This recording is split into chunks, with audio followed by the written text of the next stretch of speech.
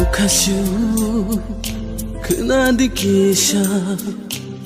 okapan bathagdikisha Okashu kunadikisha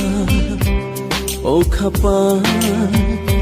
kunadikisha Angle hamza kha baino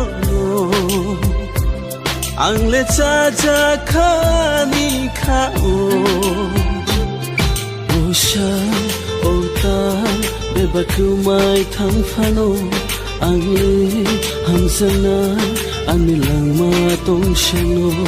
Osha ota bebakumai thangfano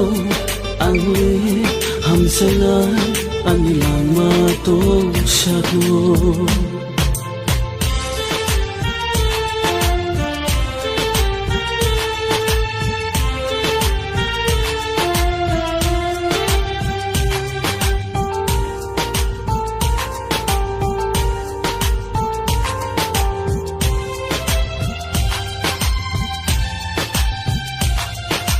Khao chobai mangono nini shamoa tongna muchungo khani kothoma rongo shubayangle shana muchungo Khao chobai mangono nini shamoa tongna muchungo khani kothoma rongo